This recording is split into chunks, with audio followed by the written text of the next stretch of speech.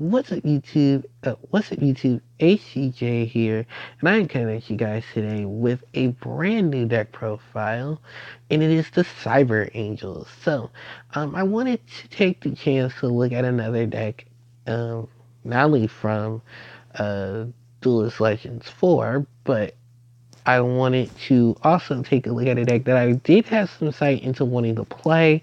Um, just never got the chance. I used to go get the cards and put the deck together. So I wanted to look at Cyber Angels, and then Cyber Angels got new support. So I was like, well, I'll just build a Cyber Angel deck. It's not one of those really big competitive decks that a lot of people want to see ran and stuff like that. It's just something that I wanted to have a little bit of fun with. And I was looking at the Imp Carnation cards, the Ritual Monsters, but the Ritual support cards that came out.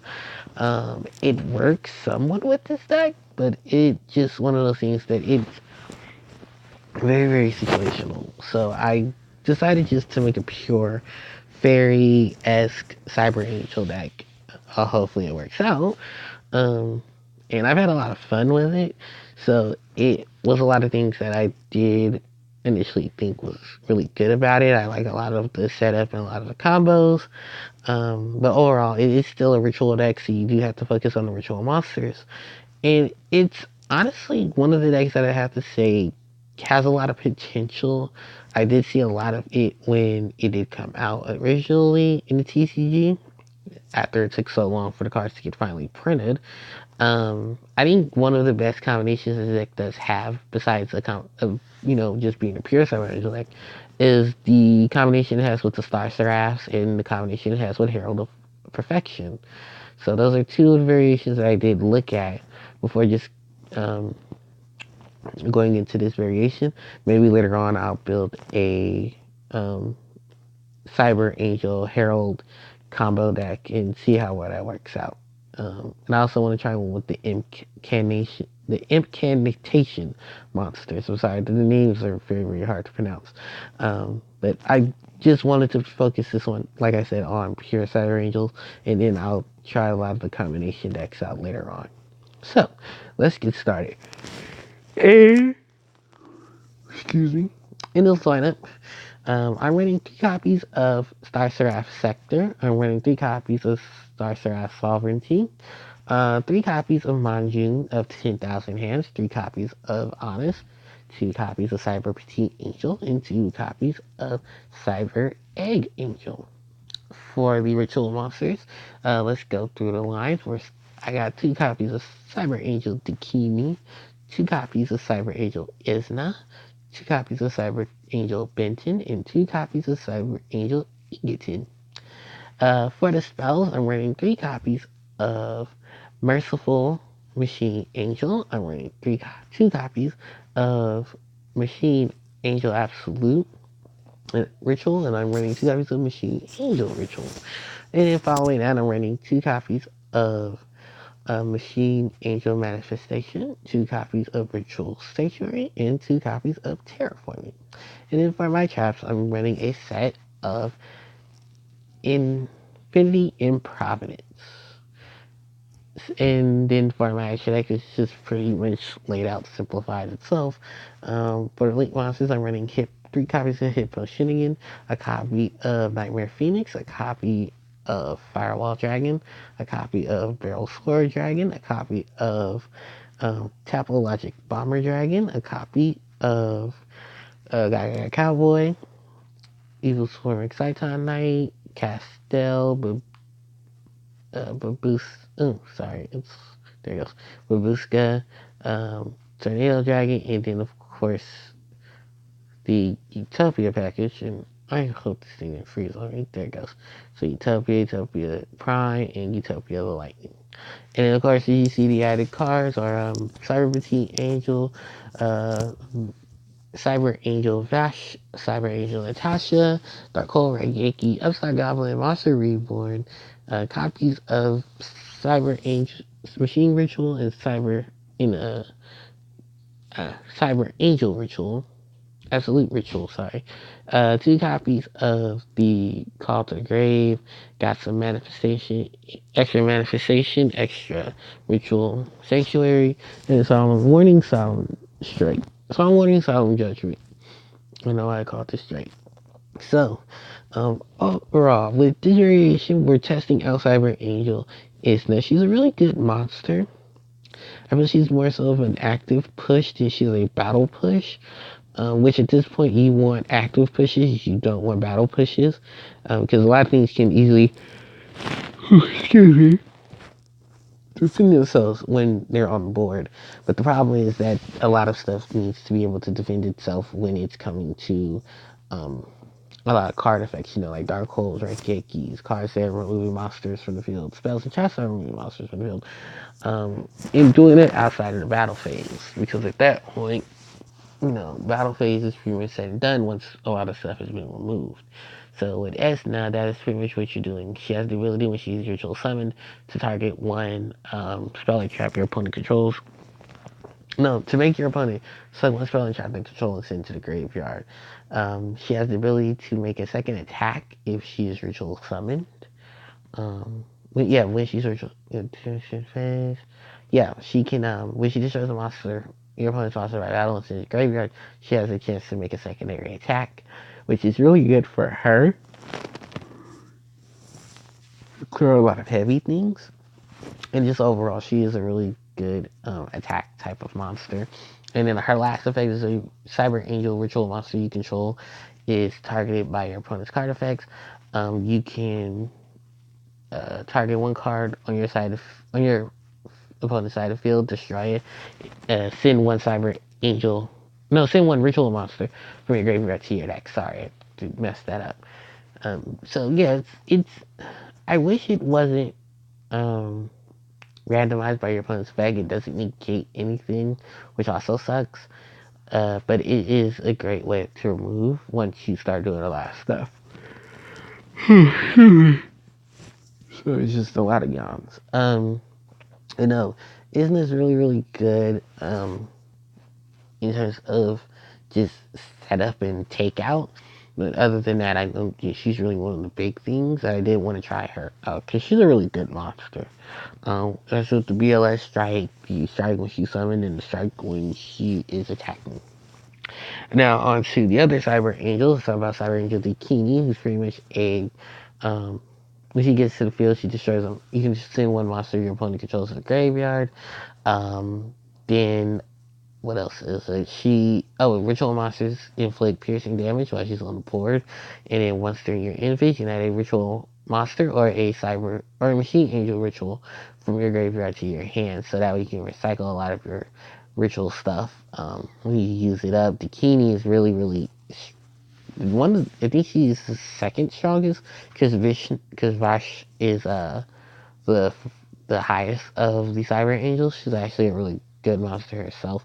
It's just I think Natasha and Isna and Dakini are just more sought after, more so useful. Excuse me.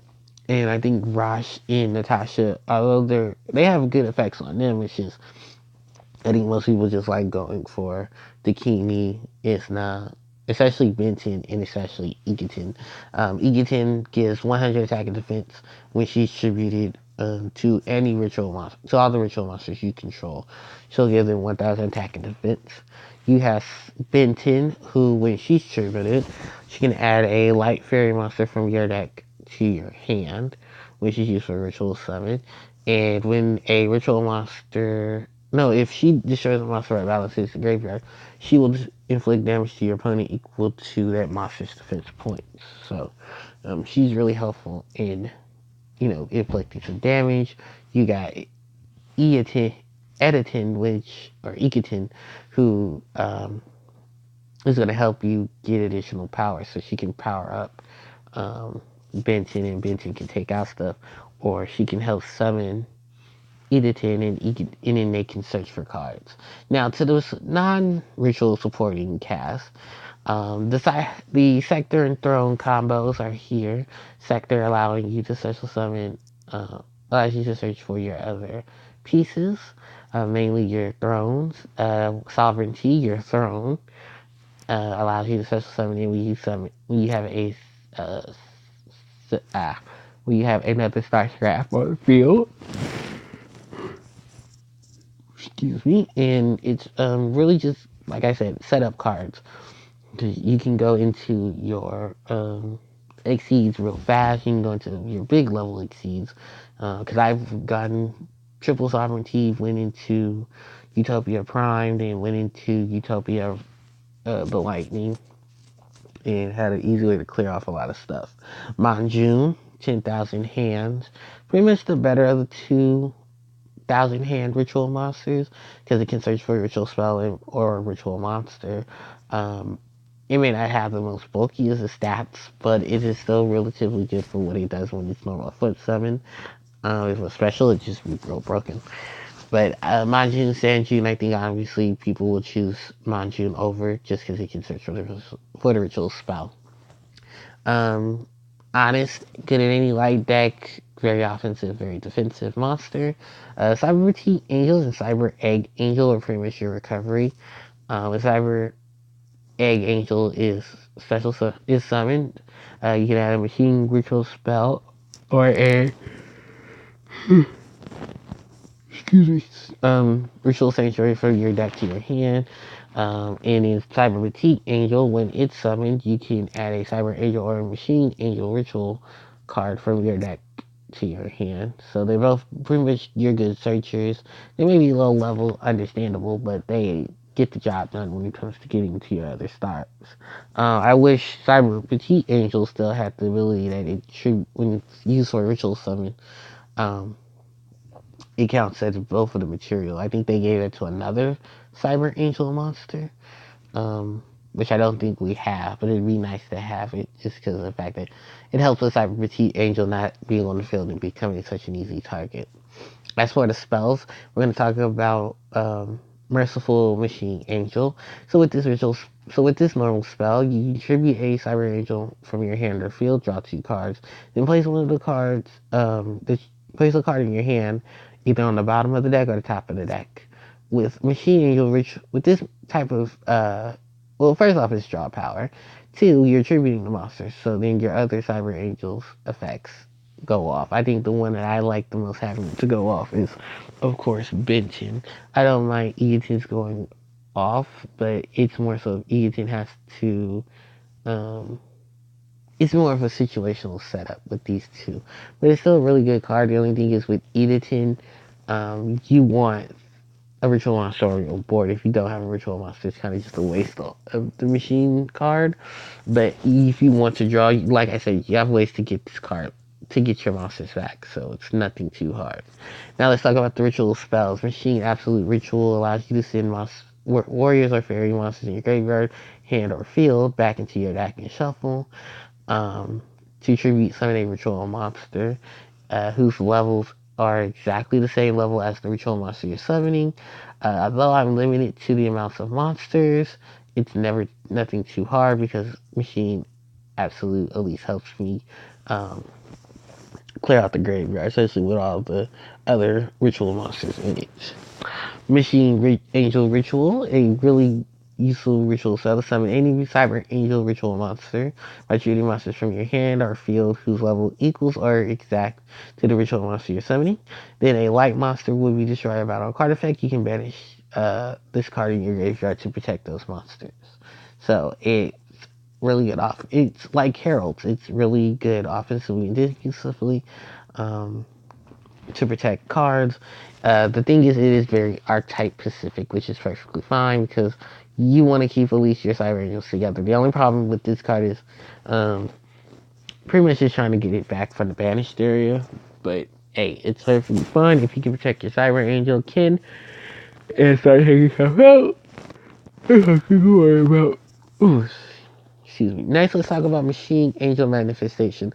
This card is great. It pretty much protects your Cyber Angel from your start that battle. When you take damage, you can contribute a Cyber Angel ritual monster from your hand or field to summon a Cyber Angel monster and treat it as a ritual summon, which is amazing. because you can let one of your guys die and then you can start tributing stuff off and then ritual summoning from that. The reason why I'm running two is because I don't want to draw on it too much. I have enough draw power for it anyway, and because it does have Machine Angel, and I think a lot of stuff is going to easily shuffle itself around to get to it. Now let's talk about Ritual Sanctuary, the field spell. Discard a spell card, add a light ritual monster or a ritual spell card from your deck to your hand. You shuffle any number of spell cards in your graveyard back into your deck to summon a light monster whose level is equal to the number of cards you shuffled in it. And you'll use that effect once per turn. So it doesn't matter which one you're getting, as long as you can get one of your ritual monsters. I don't think any of the girls are, none of them are limited to that. I think they're just more so of make sure you summon it through the ritual spell, then bam, ritual sanctuary, bring them right back. It helps cycle around so many cards, helps you deal with a lot of things. First off, it just sends your angels back, so it helps you punish them, and then you can get all your pieces together and just do a lot more ritual summoning or preparing for ritual summoning, which is great with this card.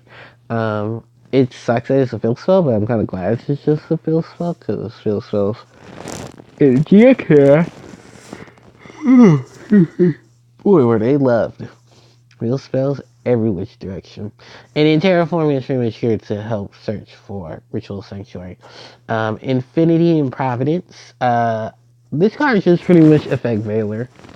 And if you have no cards on control, you can easily just activate it and just get rid of stuff then and there. So it's a really good setup card for Infinity and Providence. As far as the extra goes, hit potion again, give the additional light attack and defense to my monsters, decreasing all the dark defenses and attacks by 400. Phoenix is really good to clear out back row. We have Firewall Dragon, Barrel Loader, and Apologic Bomber and Sword. Dream is just really good rank 4 link 4 monsters.